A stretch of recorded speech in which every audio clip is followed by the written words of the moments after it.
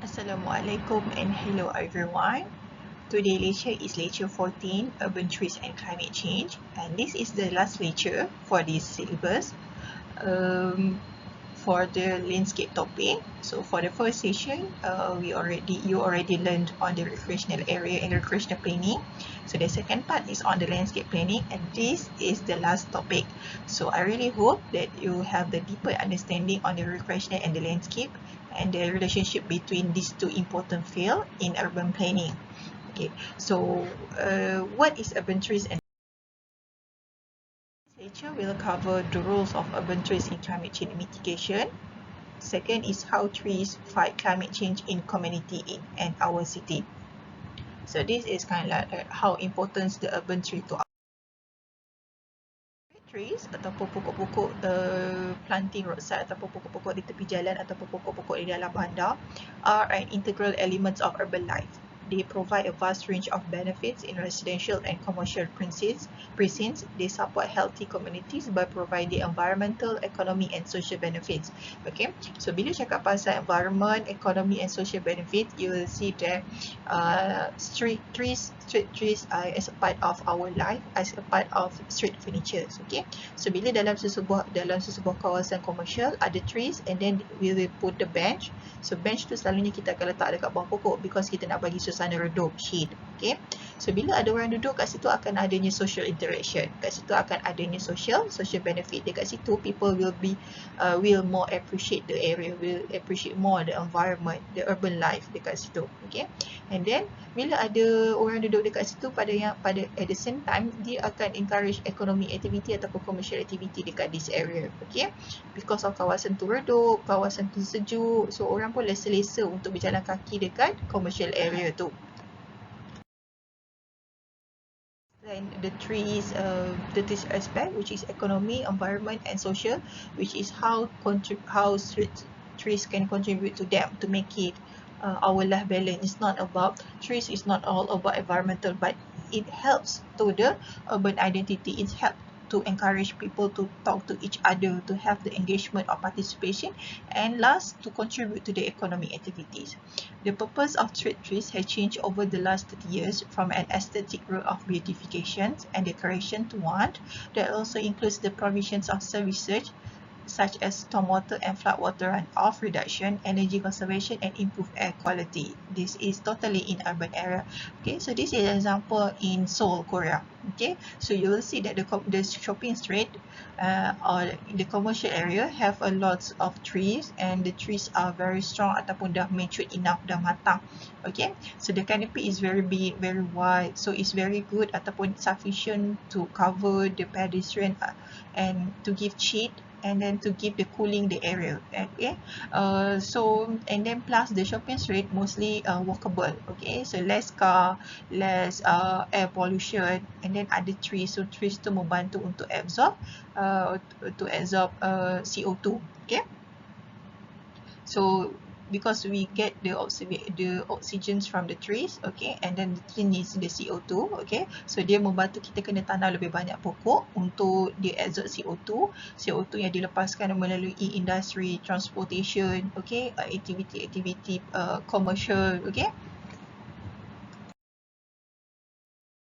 untuk mencantikkan bandar tu. Okay, so this is areas of tree planting. Okay, normally in the urban areas, satu roadside planting in public parks, planting along the highways, planting in industrial and housing area, landscaping in the city centre di pusat bandar, landscaping in government building. So if you go to the town centre ataupun pusat bandar commercial area, landscape-nya berbeza. Okay, dekat shopping street, dekat depan commercial area tu pokoknya berbeza, and then when you go to the industrial area berbeza, housing area pun berbeza.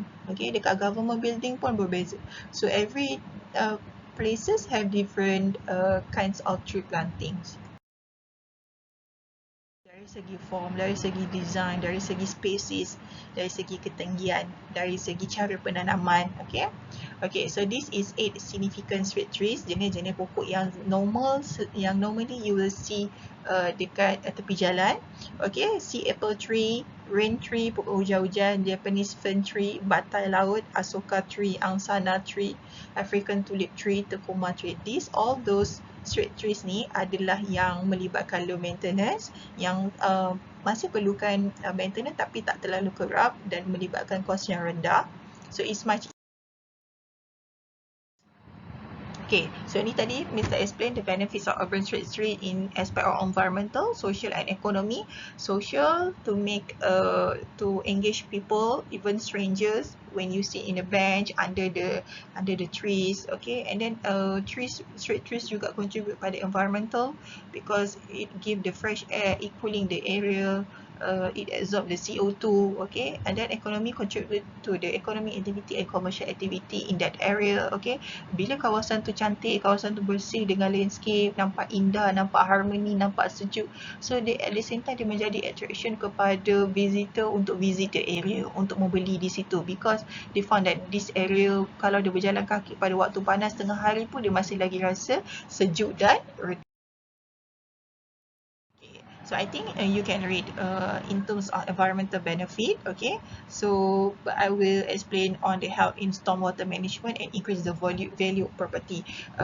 In the previous lecture, I told you that nowadays kita bukan beli rumah, but kita beli the whole idea of the concept, okay. The view, okay. Awak nak rumah awak yang awak dah penat bekerja, awak nak rumah awak bila awak balik, you will see a lot of trees, a lot of plants yang cantik, yang give you some kind of a peaceful mind, give you some calmness, nampak harmony, okay. So and then dijaga dengan baik, dijaga dengan rapi, taklah daun-daun kering berterbangan sampai masuk rumah awak ke, okay.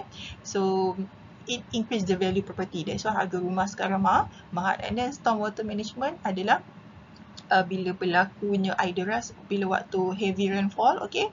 So drainage system, we can improve the drainage system at the same time because we have a lot of trees, so kita akan improve drainage and irrigation system at the same time, okay. And then we will attract wildlife and important insect and bacterial life. Maksudnya mereka adalah organism-organism dalam our ecology yang mereka ada, yang mereka give benefit to us, okay. Contohnya insect, ada jenis-jenis serangga yang dia bertindak untuk, okay, contohnya laba-laba dia makan madu dekat bunga and then dia akan spread madu tu to other else, okay. So dia akan because dalam ekologi kita ataupun dalam kehidupan kita, kita memerlukan antara satu sama lain, okay. We need environment, so to sustain our environmental sustainability, so we have to make sure that all the organism dalam environment kita ni boleh survive juga, boleh hidup, okay.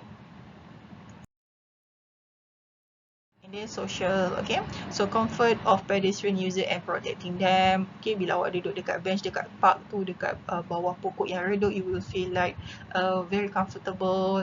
The safety of motorists along the roads, reduce crashes and injuries. You have to make sure roadside planting yang awak tanam dekat along the road tu selamat, menjaga visibility, tak menutup pemandangan driver untuk mengelakkan berlakunya accident, especially pokok-pokok yang ditanam dekat intersection ataupun dekat simpang ataupun dekat traffic light. Draw people to be more in outdoors, increasing surveillance and discouraging illegal activity. Landscape yang baik boleh mengurangkan kadar jenayah, and then increase your outdoor activity ataupun physical activities, because orang nak pergi park untuk jogging ataupun untuk walking ataupun untuk play in the playground. So diorang nak suasana yang selamat, suasana yang tak ada aktiviti jenayah, suasana yang they can do their recreational activity freedomly, okay. Tak ada isu in terms of maintenance, sampah ke, pokok tak dipotong ke, daun-daun kering bersepah ke, and then bench ataupun lampu tak berfungsi ke. Fourth, last, reduce crime by signaling to a potential criminal, okay. So landscape yang dijaga dengan baik, street tree yang dijaga dengan baik, menyebabkan kawasan tu akan menerima lighting yang cukup, akan attract more people to visit. So at the same time dia akan discourage ataupun mengurangkan potensi-potensi aktiviti. The workers are more productive and absenteeism is reduced. Maksudnya pekerja lebih rajin nak bekerja. Contoh, awak suka pergi cafe yang ada banyak landscape, cafe yang very attractive, okay. So dia akan increase the productivity, raise the value of home, okay. Kalau awak tanam pokok banyak dekat rumah, so awak lebih feels a sense of belonging, awak lebih rasa selesa nak duduk kat rumah instead of pergi shopping mall. Attract businesses and tourism. At the same time, increase tax revenue, pendapatan cukai oleh local authority, act as environmental services. 3 generates oxygen, recycle water and clean up air pollution. So this will reduce daily cost, maksudnya in terms of energy consumption. Okay, so bila we have a lot of trees dekat contohnya dekat resort ataupun in the middle of the forest ataupun dekat kawasan-kawasan green area, bukit ke ataupun sungai ke, so kita tak perlukan energy yang tinggi, kita tak perlu pasang aircon. We can because we have the fresh air in the green area. Okay, because of kita tahu plants dia generate oxygen. Okay, so kita boleh freshly breathe with the oxygen. Macam number 5 ni Mr. explain, cost saving for energy consumption, penggunaan energi boleh dikurangkan. Contohnya aircon tu penggunaan aircon menyebabkan pelepasan CO2 yang banyak. Okay, so sekarang ni awak tengok because of cuaca panas, hot day, so most of the houses I think 24 jam ataupun almost 12 hours akan guna aircon, especially bila waktu malam. Bila waktu malam tu sejuk tapi you still turn on the aircon. Okay, so tu akan menyebabkan energy consumption awak meningkat. Okay, so kalau tengok bil elektrik dekat rumah awak, rumah sesiapa yang ada aircon, awak akan tengok bil awak. Okay, so this is issues of urban trees. Ada a lot. Okay, so I think you can read tree physical characteristic and planting location, lokasi dan karakter fizikal, secara fizikalnya pokok tu mungkin ketinggian, okay, dia punya canopy, dia punya jenis-jenis daun, ranting dia, branches versus overhead utility lines. Okay, nanti misalkan tunjuk trees canopy cover, inappropriate tree location, lokasi yang tidak sesuai, uncontrolled tree roots. Okay, kalau awak tengok dekat pavement ataupun pedestrian, awak tengok akar-akar pokok tu dah sampai dah terkeluar-keluar, so dia menghalang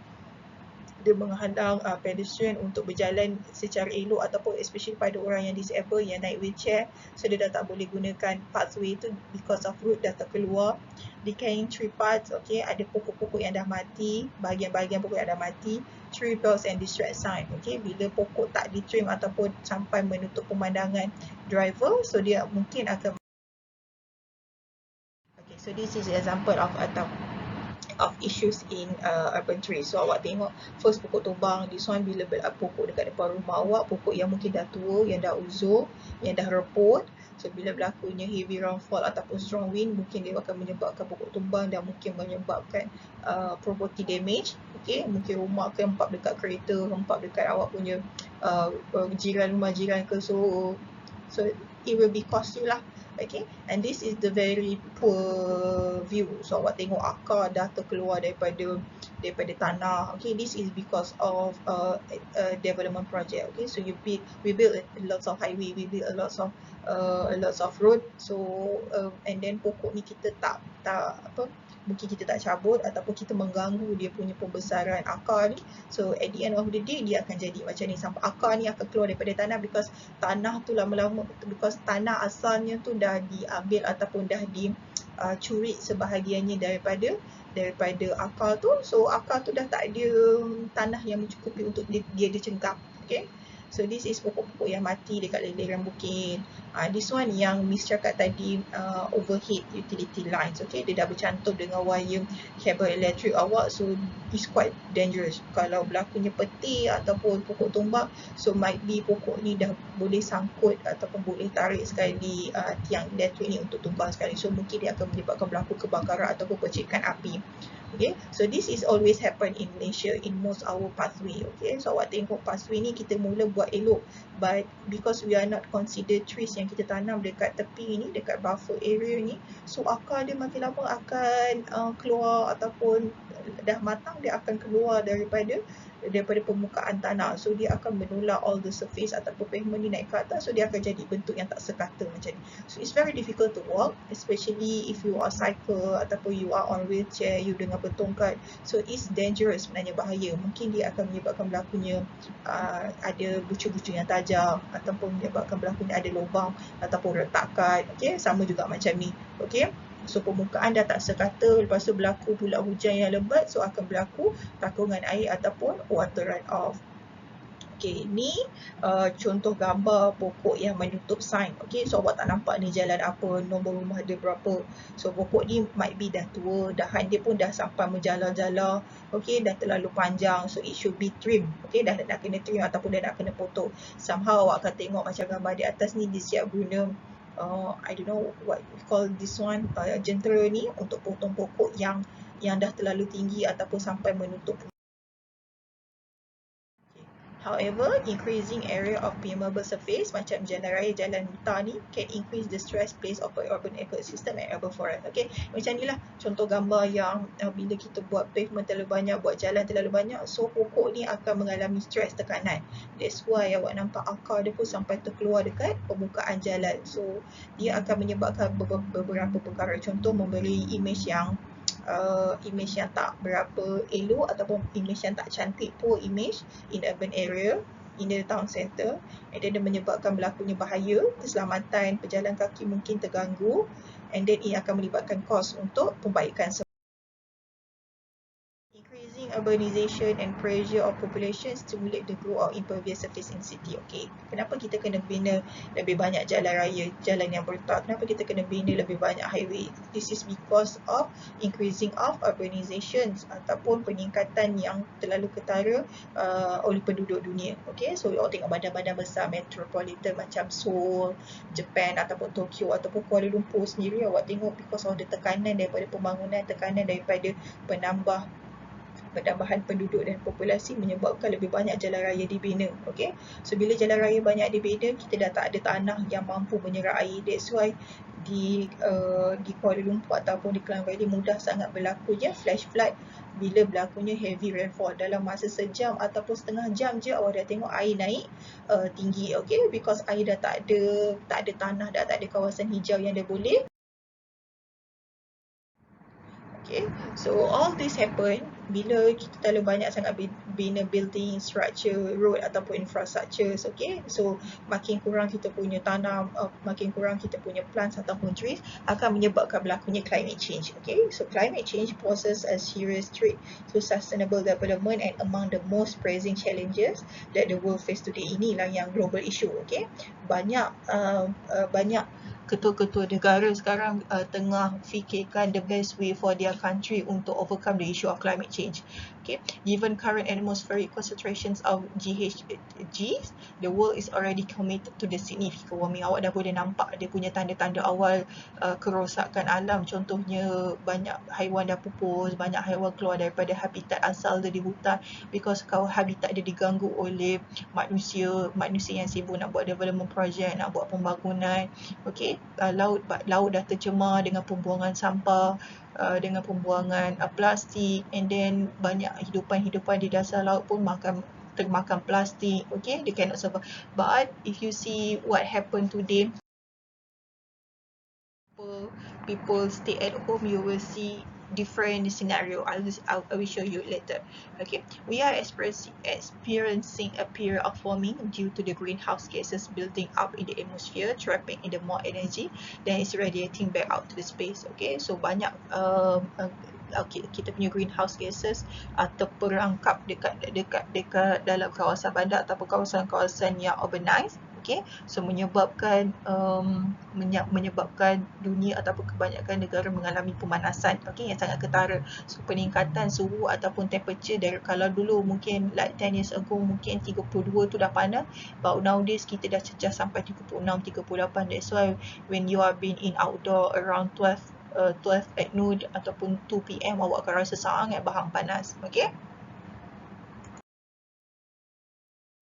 Okay, so this is some of a few adaptive strategy. Adaptive strategy is strategy that most of the country ataupun global try to implement, which is more flexible, and we will continue to improve, and they respond to the change. Maksudnya what will happen in the day by day in the world, kita akan respond dengan cepat. Okay, so we have to create ataupun make sure that our earth ataupun bumi kita resilient, our people and economy kita resilient to adapt with the global change. Okay, so maybe this one awak boleh baca.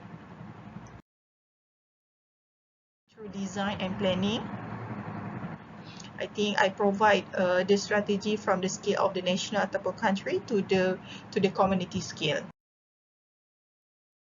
Party between local government ataupun decision maker have worked together with the people. People should have the awareness ataupun education on how to protect ataupun how to make sure that our green area, our trees, our plants ni sustain until the future. Okay, so we are not simply potong pokok, tebang pokok ataupun buat pembakaran terbuka. Okay, so this is an example what we can do to protect our earth. This is also okay, so maybe you can propose this one for your township project ataupun township proposal.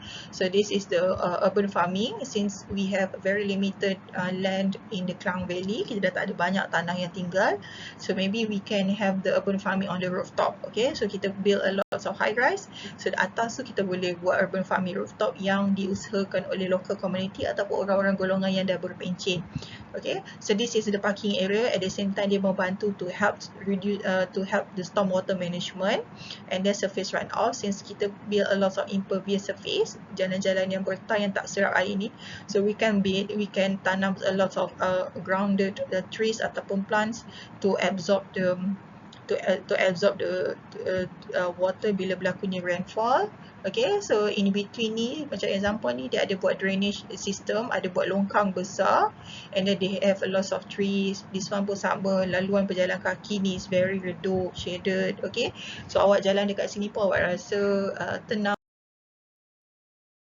Okay, so that's all for the lecture 14 about trees and how we can fight for climate change. I think you can get a lot of knowledge if you read more articles on climate change and the functions of the straight trees, which is I already explained to you. They have three benefits for the straight trees.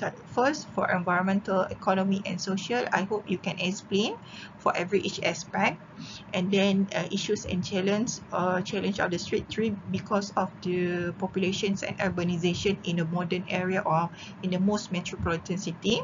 Okay, so awak akan tengok pembangunan yang begitu pesat di kawasan bandar ataupun pusat bandar berbanding dengan kawasan di luar bandar. Okay, di luar bandar kita masih lagi ada kawasan hijau, masih banyak lagi padang, bola, masih banyak lagi hutan, masih banyak lagi sungai yang tidak tercemar, but it not happen in the urban area because of penduduk yang semakin ramai. So kita tak boleh nak control the population unless kalau kerajaan kita provide a policy on the population. Contohnya pengawalan kadar kelahiran ke to control, because bila penduduk terlalu banyak, kerajaan ataupun government kena provide facilities, infrastructure. Okay, but kalau kerajaan tak mampu nak bina itu semua, so kita akan ada isu lain seperti unemployment, jobless, uneducated people, unskilled people, okay, masalah social, masalah crime. Okay, so this is the very good topic to discuss. You as a town planning student might think something